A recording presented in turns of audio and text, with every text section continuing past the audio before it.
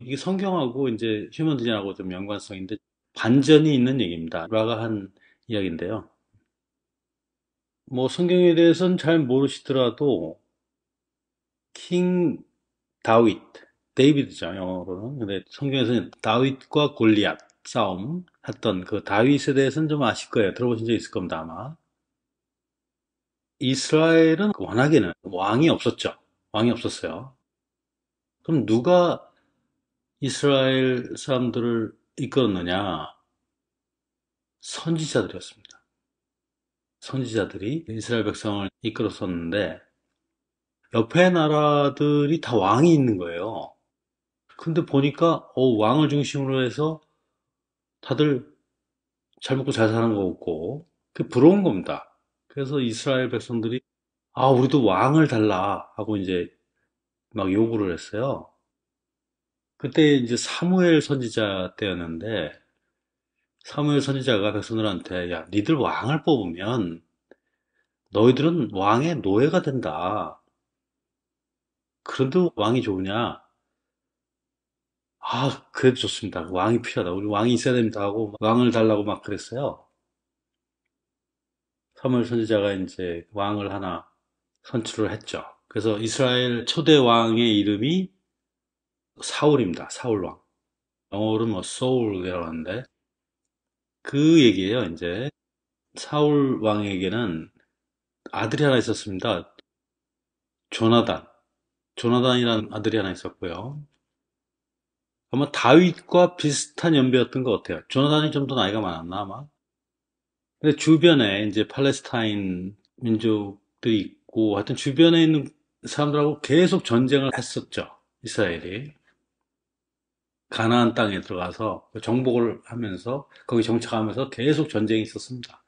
서로 죽고 죽이고.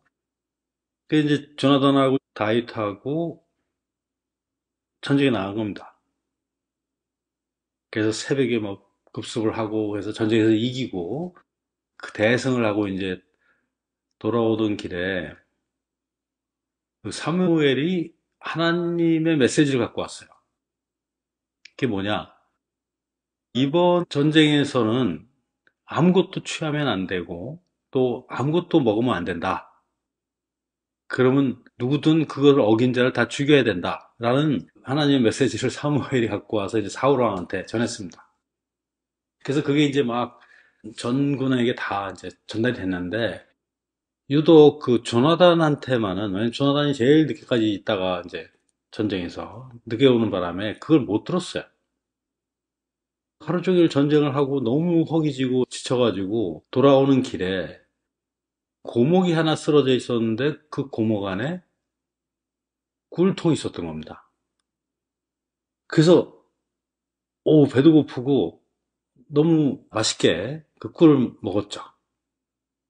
그리고 돌아왔어요. 근데 그때 조나단이 오기 전에 사무엘 선지자가 너희들 중에 누가 하나님의 명령을 어긴 자가 있다. 이 자는 반드시 죽여야 된다. 라고 이제 왕한테 고한 겁니다.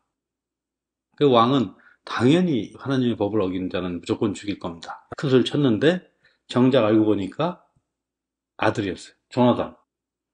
자기의 아들이 그 법을 어긴 겁니다. 그래서 사무엘 선지자가 죽여야 된다. 죽여라. 근데 아무리 그래도 그렇지 하나님 명령도 그렇지 어떻게 아들을 죽입니까?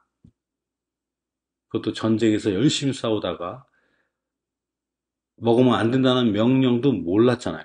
몰랐어요, 조나단. 그런데도 사무엘 선지자는 죽여야 된다고 주장을 했습니다. 근데 사울 왕은 절대 죽일 수가 없었죠. 그리고 나서 사무엘은 이제 왕을 바꿔야 될 때가 온 거구나 하고서 다윗을 왕으로 추대하게 되죠. 그래서 사울 왕은 이제 다윗을 계속 죽이려고 여러 번 시도했지만 못 죽이죠. 여기서 포인트는 뭐냐? 이 이야기의 포인트는 그겁니다. 모르고 짓는 죄도 죄다. 모르고 짓는 죄도 대가를 치러야 된다. 그게 포인트입니다. 휴먼 디자인에서는 전략과 내지 결정권, 이것을 따르면 저항이 준다고 그랬죠.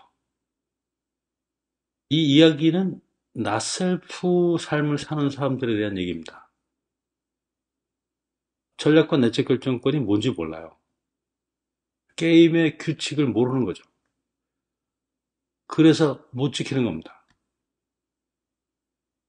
그래서 저항을 계속 만나는 겁니다. 삶에서. 전략만 따라도 저항이 줄 수 있는데 대부분의 사람들이 모르죠. 그래서 못 지키죠.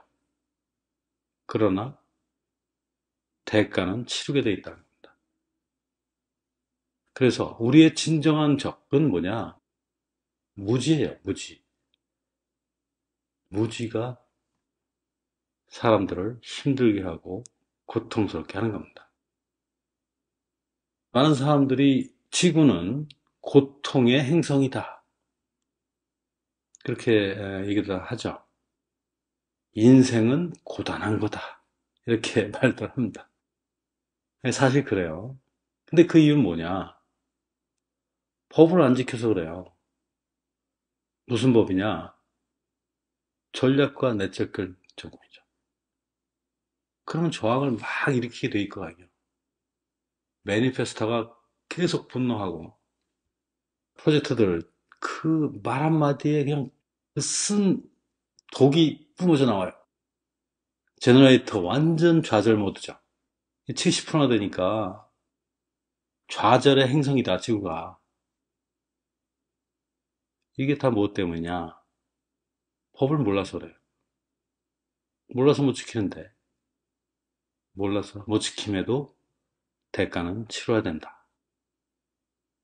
전략과 내적 결정권을 몰라서 못 지키는데도 삶에서의 저항은 받을 수밖에 없는 거죠. 왜? 그게 규칙이니까. 그게 패턴이고, 그게 삶이니까 그래요.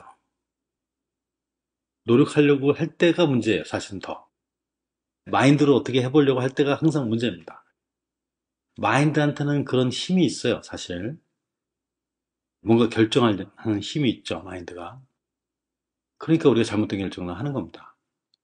그거를 하지 말라는 게 이제 휴먼 디자인의 정보고, 그게 우리가 저항을 계속 만나게 되는 가장 큰 이유죠. 그래서 항복해야 된다. 그 얘기를 끝도 없이 하는 겁니다. 계속. 그거밖에 방법이 없으니까. 이게 아까 말씀드린 것처럼 전략과 내적 결정권은 법이에요, 법. 어떤 미케닉한 세상, 이 마야는 굉장히 미케니컬한 거죠. 그냥 미케니컬한 겁니다. 역학적인 거예요. 뭔가 이렇게 시스템이 있는 겁니다. 법이 있어요. 그 법을 따르면 되는 거예요. 그게 뭐냐? 전략과 내적 결정권입니다. 전략과 내적 결정권이 법이에요.